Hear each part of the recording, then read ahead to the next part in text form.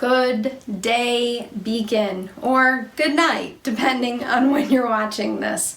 Welcome to Beacon Unitarian Universalist Congregation, a community committed to a love that will not let us go, a love that is our source and our destination.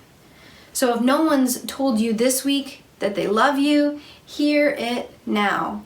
If you are receiving these words, you are loved. Welcome to a faith that is about love not as an affection, but love as action.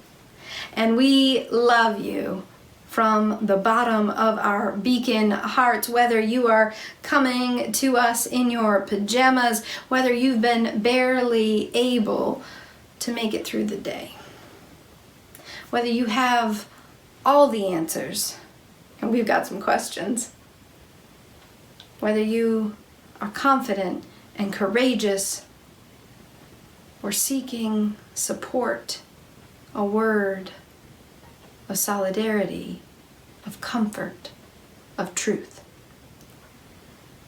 Bring all of who you are, we say, and let us together, even virtually, even across great distances, find the proximity to one another as siblings of one sun, of sojourners of one earth, led by a love that endures.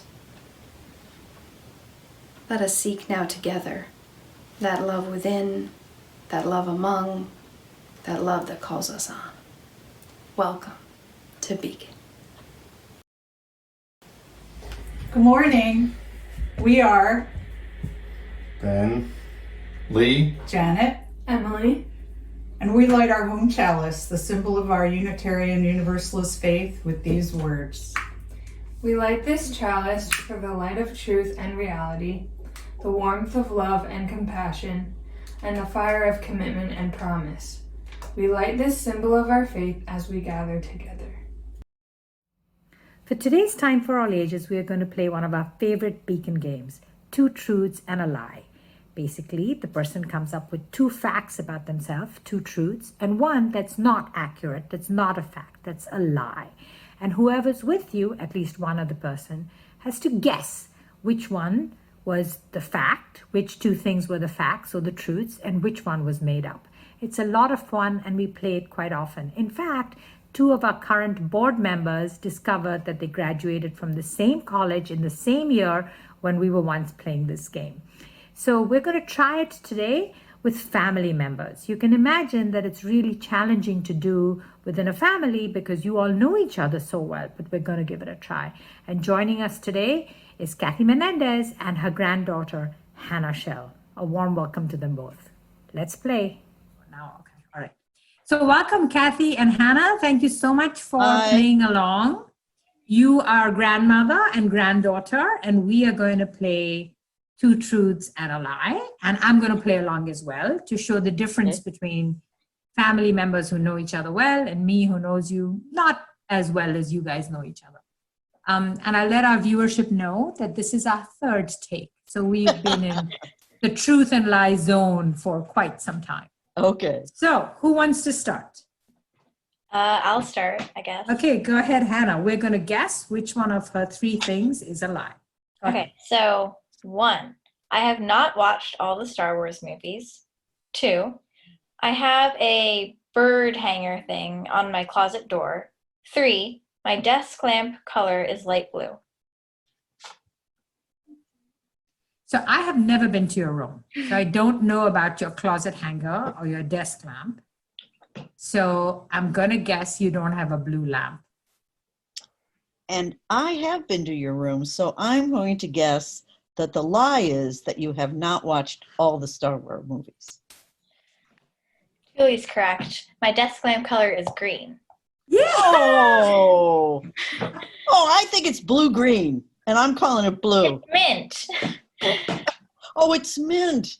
Oh, that's right. It's close. Okay. All Very right. nice, Kathy. Your turn. My turn. Okay. My mother taught me how to sew. My sister Frankie first showed me how to do origami. My brother Joe taught me how to paddle the canoe. Oh gosh. Those are tough. Um, What do you think, Hannah? I'm gonna say your sister Frankie didn't first show you how to do origami. And I'm going to say your mother didn't teach you how to sew. One of your siblings taught you how to sew. You're both wrong. You're both wrong. My sister Frankie did teach me how to do origami. She showed me how to make a little box, like that one you make, Hannah. Oh yeah. Ron showed me how to make the crane. My mother taught me how to sew on the sewing machine and embroidery. And my dad taught me how to paddle, both in the back when you have to steer and yell instructions, and when you're in the front and you have to look out for rocks. So he taught me all the strokes of paddling a canoe. That's cool. But it could have been Joe. That was a good guess. That was a very good guess because he loved That's canoe. great. Well, thank you. Thank you so much both for playing along. Can you tell me what's fun about this game? It's fun to kind of surprise people with things about yourself that maybe they don't know or wouldn't guess. What about you, Hannah? It's also fun to test your knowledge on other people. If you think you know someone well, it will be interesting to see how you do. Like, how could I have gotten that wrong with the desk lamp? I've seen that lamp. Yeah. Well, thank you both so much for playing along. And really, I urge you to continue playing this game with your loved ones. You can play it over Zoom or even someone you're trying to get to know a little bit better. It's a good way to break the ice. It's an icebreaker and find out a little bit more about them. So thank you so much for your time. Thank you. Bye. Goodbye.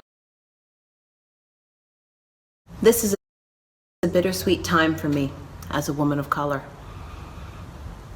I want to focus on the positive, the sacrifices of all the healthcare workers who are out there in scary conditions trying to heal our sick during this pandemic. To be inspired by the people providing food for our at-risk children and for the poor, giving their widow's mite to others. But joy is almost impossible this week because not once, but twice did men that look like my father, my brothers, my uncles, my friends in this faith and outside of it, people who were endangered by the careless, selfish acts of people who viewed them as other, as a threat, as insignificant, instead of as humans worthy of their humanity. I'm torn, Beacon. I'm torn and I'm tired. And so I'm asking you to join me today in lighting some candles that could possibly help hold the pain and to honor their lives. For George and Christian.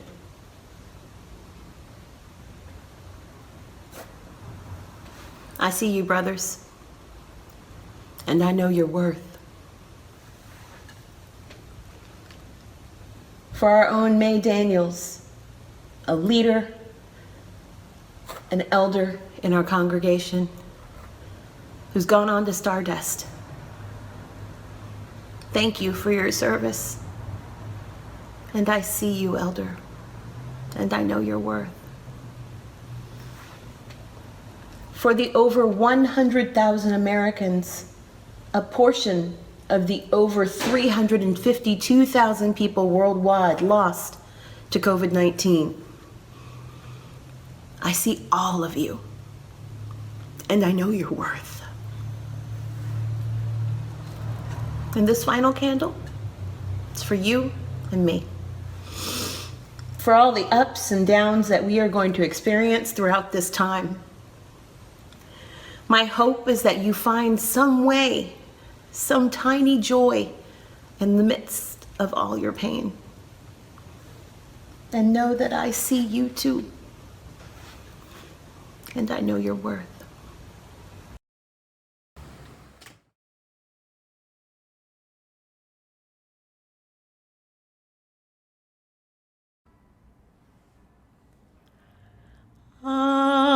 Abide with me, fast falls the eventide.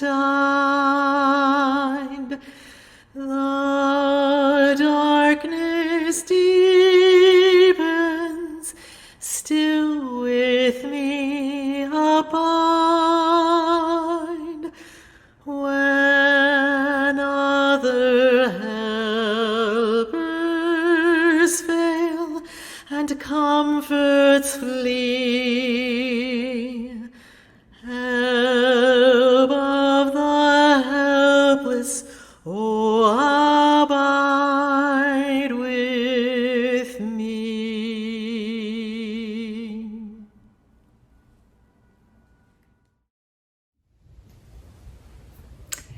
As we have been reflecting on truth and lies, I came across a prayer, one written by Mandy McGlynn, one that I think holds so much, especially in the truth and lies that are a part of our storytelling.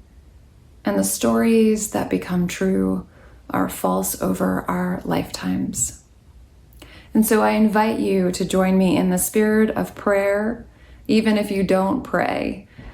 I invite you to come into this time where we evoke meaning, where we invoke the sacred. Spirit of life and love, Holy One of our being and our becoming, Spirit that is among us, within us, and all around us. We know so many stories of you. We call you by so many names: God, Lord, and King, Earth Mother, Great Spirit, Universe, Holy Parent, Divine Love, Deepest Longings, Covenanted Partner. So many names, so many stories. We know stories about our country and its founding too, of the values we claim as a people. We have stories about those narratives too, stories upon stories about how our values have and have not been manifested in this world, in this reality. Blessed One, we also know so many stories about ourselves. Some of them the same stories we tell about others.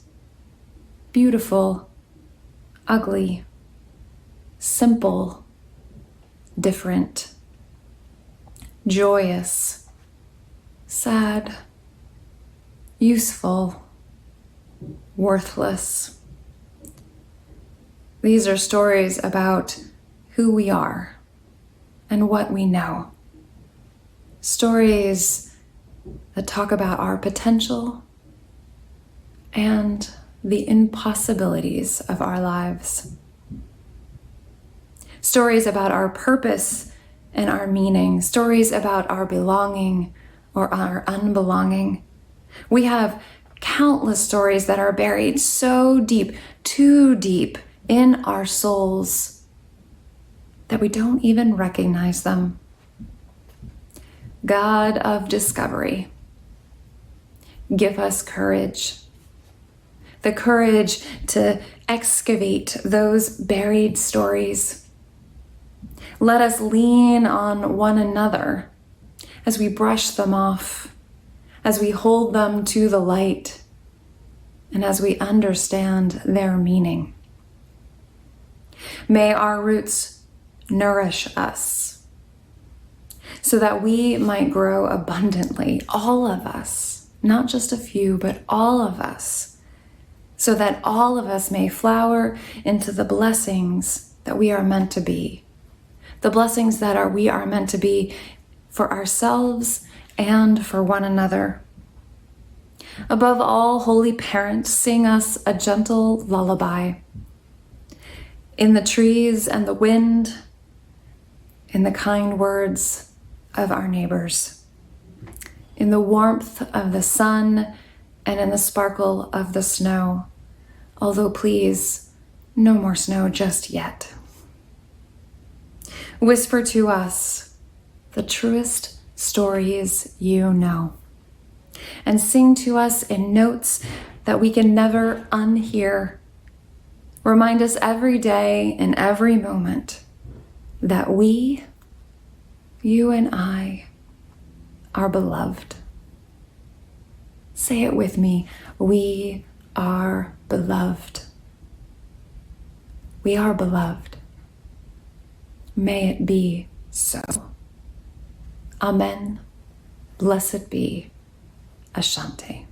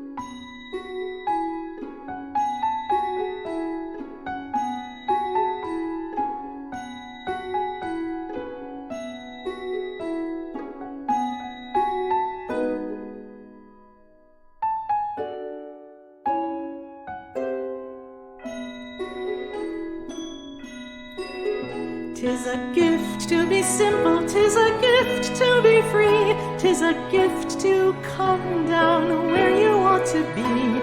And when you find yourself in the place just right, 'twill be in the valley of love and delight.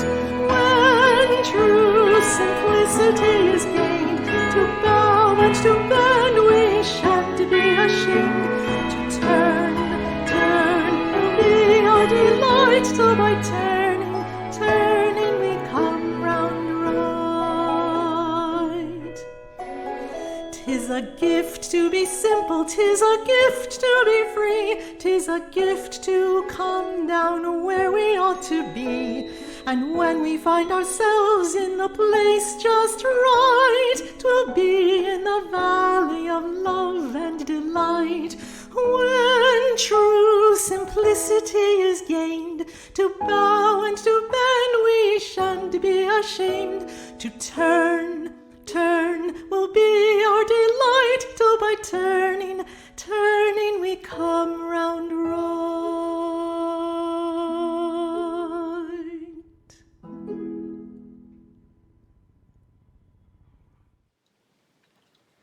We are in the very last Sunday of our monthly theme, which is integrity. Next month we move to mistakes, and we have promised you some awesome bloopers and outtakes from our videos. Unfortunately, mine will have to be censored. But as I've been thinking about integrity, it has occurred to me that in the United States, with the power and pervasive nature of white supremacy culture, that telling the truth may be one of the most sacred and essential acts we are called to as human beings, as residents or citizens of this country. In the words of Maya Angelou, my work is to be honest. My work is to try to think clearly and then have the courage to make sure that what I say is the truth. I want to begin our time in this sermon at this moment to speak directly to people of color, particularly Black residents in this country and Black members of this congregation. You who are listening to my words with generations of trauma, with this pandemic of white supremacy that has raged on and on, generation after generation, you who have borne the images this week of yet another sibling who could be a brother, a father, a beloved partner, yourself, or your son, who have watched once more these images shared, the trauma rippling out once again, you who have endured the macro and micro aggressions in this country, in our communities, and in our congregation. I say to you now, I will not offer empty words of prayer, but instead, love not as an affection, but as a commitment, as an action.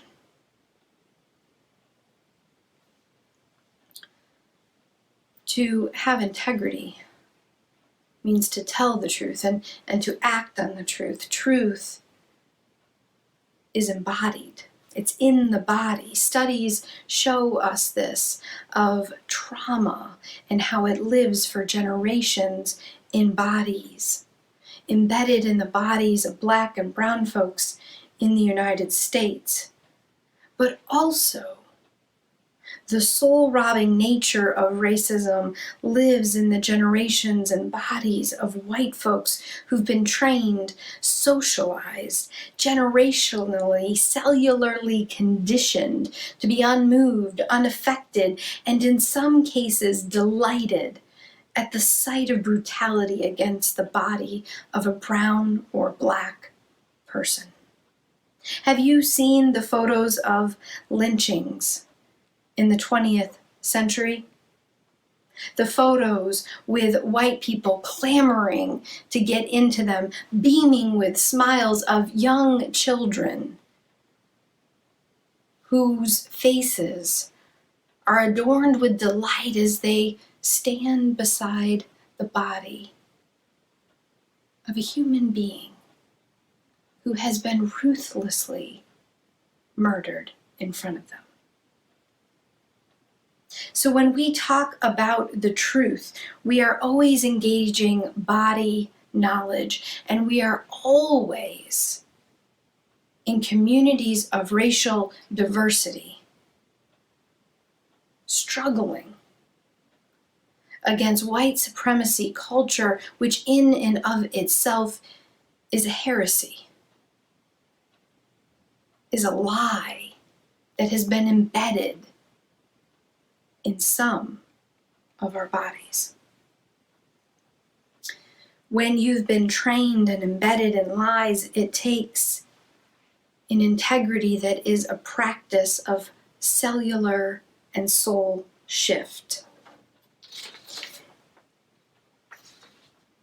The writer and philosopher and social changer, agent, Cheswaf Miwash puts it well: in a room where people unanimously maintain a conspiracy of silence, one word of truth sounds like a pistol shot. To the white folks listening to my words, honesty in the 21st century and the subsequent work of having integrity, telling the truth, and acting in accordance with the truth is a constant recommitment. Early on in the pandemic, I preached a sermon about the realities and truths of the pandemic, how it magnified iniquities, particularly on poor and low-wealth folks as well as people of color. I received a couple of notes from white folks saying that my words were not comforting, and these mild messages caused me as a white woman who's committed to being an ally to conclude that I should back away from uncomfortable truth. No one asked me to be clear. But I decided out of my own fragility, at almost an automatic, unconscious level, to begin to be silent. Weeks passed since Ahmaud Arbery's murder, and I said nothing in worship. I told myself I was being pastoral. Then 2 members asked why our community had not spoken out since the murders of Breonna Taylor, Ahmaud Arbery, Dre John Reed, Mikhail Rose. And I knew in an instant that I had decided to be pastoral to white supremacy. By not being prophetic, I had declined to be pastoral to any person of color and to white folks, because my soul as a white woman has been stolen by generations of those standing at lynchings with a smile. Brene Brown teaches that integrity is choosing courage over comfort. So when George Floyd was murdered this week, I took to social media initially to express my outrage, but I didn't mention Amy Cooper, a little too close to home. Amy Cooper, a white woman who in New York City called the police on Christian Cooper, an African-American man, because he asked her to leash her dog in Central Park, which is the law. But Amy Cooper, in truth, endangered Christian Cooper's life as surely as the Minneapolis police murdered George Floyd. And Amy Cooper is not some outlier of a racist. She's not some other. In fact, we learned recently she is very much a good white liberal. She is also the result of generations of slavery and lynching where her collective ancestors, my collective ancestors, our history in this country, had white folks who stood and watched, smiled, and clamored to get into the photo besides the brutalized body of another human being. Amy Cooper is in me and in some of you listening to my words. To people of color who are listening to this long tale and one white woman seeking truth, thank you is an insufficient measure of the love I would like to reiterate. A love in action that does not betray our shared faith and humanity.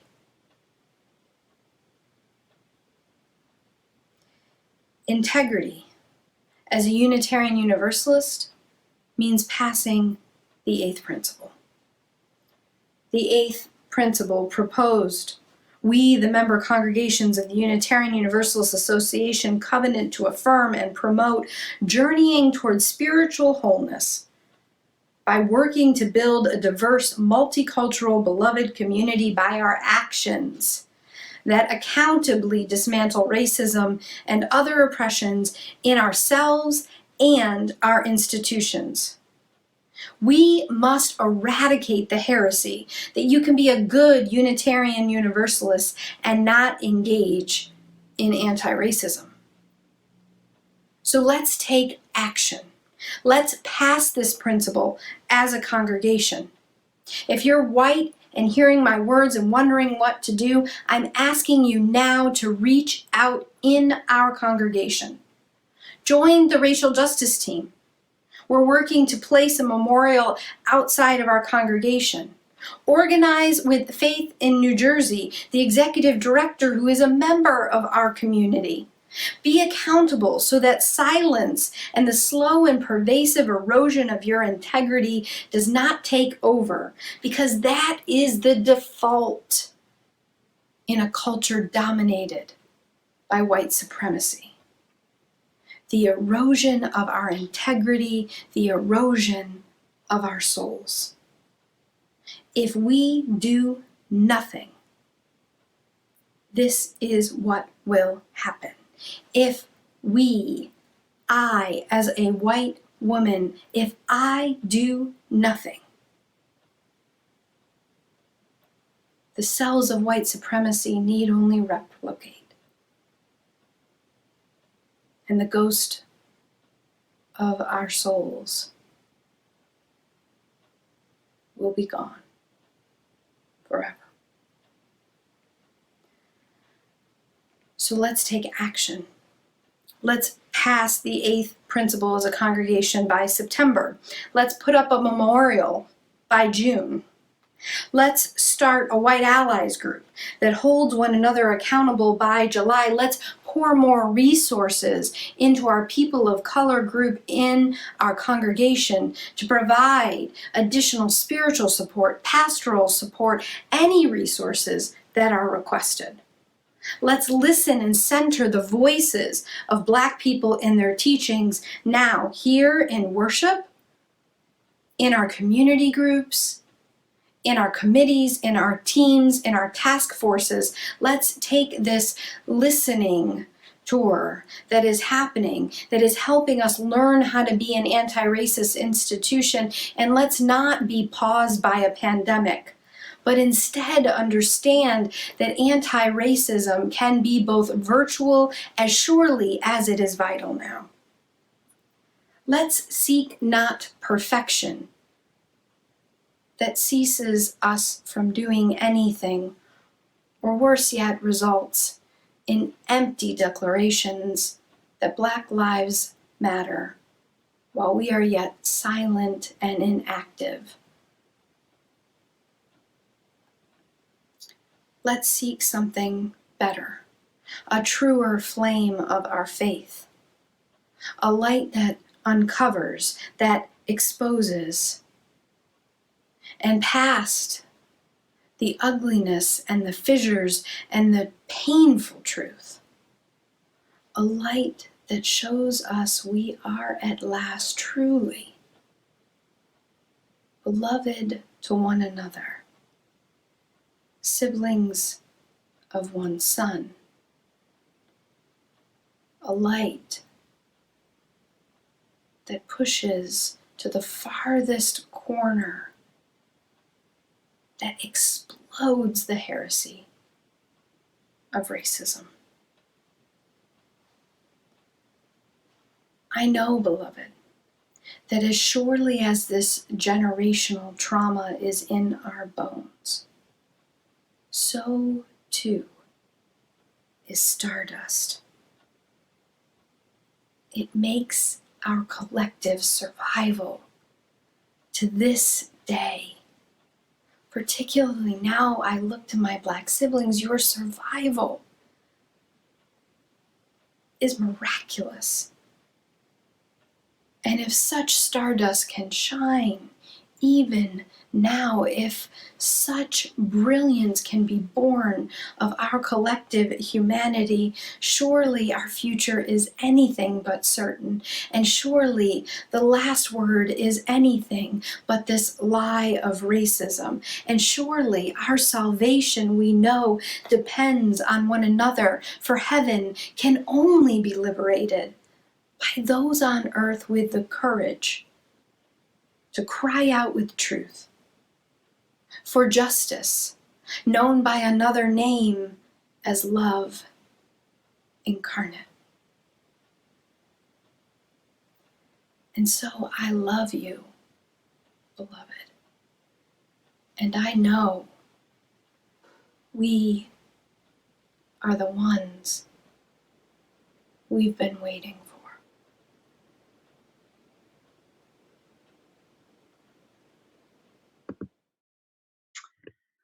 I recently did a little math experiment and found that I had lived something on the order of 22,000 days before I ever set foot in Beacon for the very first time. And I have now spent something approaching 5% of my life attached to Beacon. Maybe we find the relationships that are right for us at each stage of our lives. The ones that speak to us, that pull us, that draw us, sometimes reluctantly, sometimes willingly. I ask myself, how did I so quickly become a regular, and at a church of all places? How did I raise my hand to join a community group at Emily's urging, to become a worship associate, to maybe even join the choir? One of the answers is that Beacon almost immediately became my personal sanctuary, a citadel of calm and caring, of meditation and song and reflection, and of love. If we're really lucky, there are often places and people in our lives that can bring us to tears just recalling them. A dear childhood friend, a lost sweetheart, a college library, a hidden woodland glade. And if you stay lucky, those places are with you every day, today, this very day. Not in your past or in your future. If you're batting 400 or striking pay dirt, if you really connect and hit one out of the park, or round the bases for whatever reason, or cash in the winning lottery ticket, maybe you stumble into a sanctuary one Sunday, never having been there before, not knowing what you're doing, not knowing a soul, not even really knowing what you're looking for. And then almost 3 years later, I find Beacon has become one of life's touchstones, one which challenges me despite my sometimes baser self to live more fully, more completely, more connectedly, and meets me with kindness at every turn. It's somehow fitting to write these reflections during Memorial Day week, a time to look back with gratitude and awe, not only at the momentous sacrifices of others, family, friends, neighbors, our brave souls, our scared and scarred souls, near and far, but also at our own fortitude for surviving, sometimes thriving, but always persistently persevering, stubbornly still here, looking back, looking ahead, looking to the now.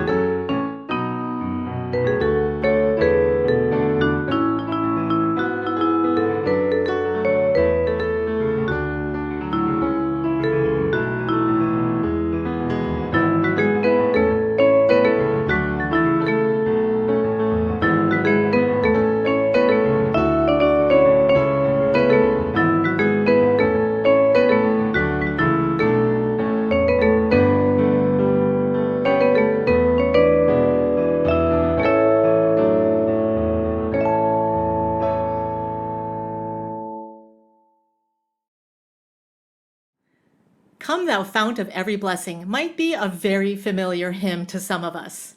But did you know that it was written more than 200 years ago and we don't know who the composer of the tune was? It might have even been a folk song. The first person, though, who put the music into print form was actually a Unitarian from Cambridge, Massachusetts. That was back in the early 1800s.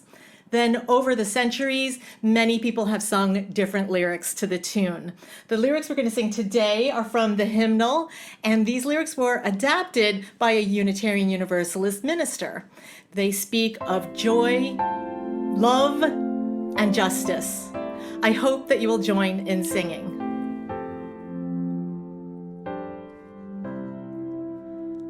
Come thou fount of every blessing, tune our hearts to sing thy grace.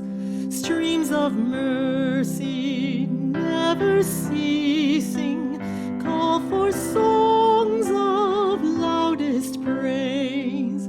While the hope of life's perfection fills our hearts with joy and love, teach us ever to be faithful. May we still thy goodness prove. Come thou fount of every vision, lift our eyes to what may come. See the lion and the young lamb dwell together in thy home.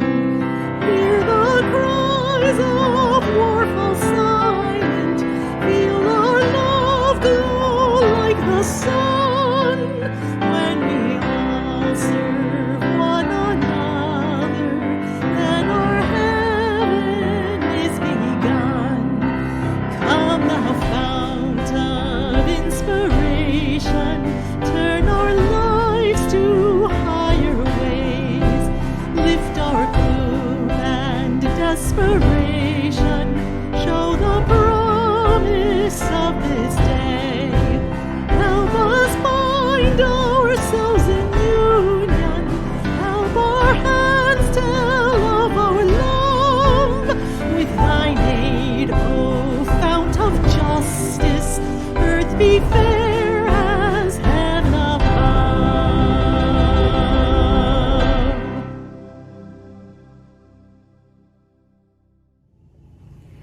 as we go forth from this virtual service and out into our very real lives.